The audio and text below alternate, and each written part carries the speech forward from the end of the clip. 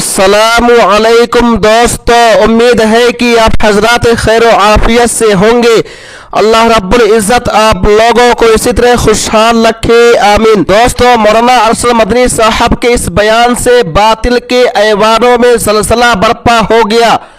मौलाना अरशद मदनी साहब के इस बयान से हुकूमत हिंद कांप गई। मौलाना अरशद मदनी साहब के इस बयान को लेकर के मुसलमान काफी ज्यादा खुश हुए। मुसलमान अरशद मदनी साहब की तारीफें करने पर मजबूर हो गए।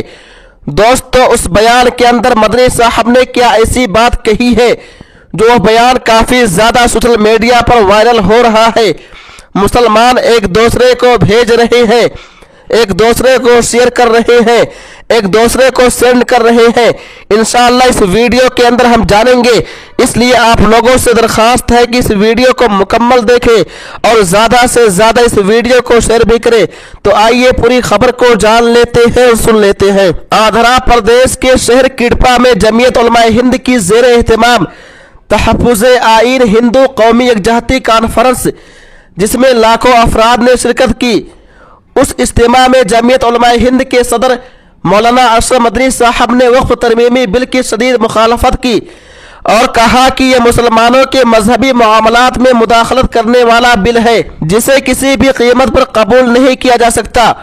मौलाना अरशद मदनी साहब ने कहा कि यह कैसा इंसाफ है कि जो चीज़ हमारी है उसकी हिफाजत कोई और करे। उन्होंने उस बिल में मौजूद तमाम नकाइस पर रोशनी डाली और कहा कि उस बिल की मौजूदगी मुसलमानों के लिए न सिर्फ एक मजहबी मसला है बल्कि हमारा आईनी हुकूक पर हमला है। उनका कहना था कि अगर आईन की हिफाजत की जाएगी तो ही मुल्क बच सकेगा, और अगर आईन को पामाल किया गया तो मुल्क की सालिमियत खतरे में पड़ जाएगी। उन्होंने मजीद कहा कि जमीयत उलमाए हिंद सियासी तंजीम नहीं है बल्कि एक मजहबी तंजीम है, जिसका मकसद मुल्क में अमन, मोहब्बत और भाईचारा कायम रखना है।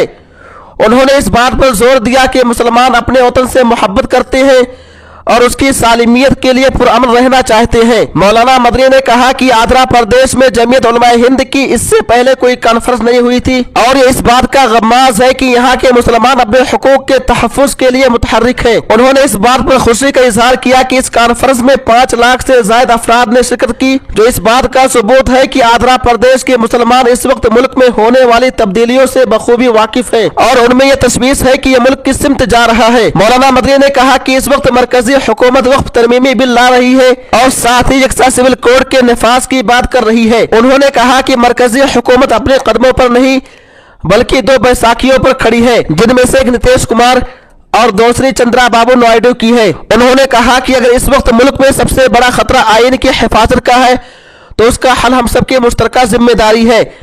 आईन की हिफाजत न सिर्फ हुकूमत की बल्कि आवाम की भी जिम्मेदारी है। मौलाना ने मजीद कहा कि यह बिल मुसलमानों के वक्फ के हक को छीनने की एक साजिश है और इस बात का सबूत है कि हुकूमत मुसलमानों के मजहबी हुकूक में मुदाखलत करना चाहती है। उन्होंने कहा कि वक्फ की हिफाजत के लिए बिल लाया जा रहा है, लेकिन उसमें की जाने वाली तब्दीलियां साबित करती है कि यह बिल मुसलमानों को उनकी मजहबी इमलाक से महरूम करने के लिए लाया जा रहा है। उन्होंने इस बात पर जोर दिया कि इस बिल को फौरी तौर पर रद्द किया जाए ताकि आईन की हिफाजत की जा सके और मुल्क में अमन कायम रखा जा सके।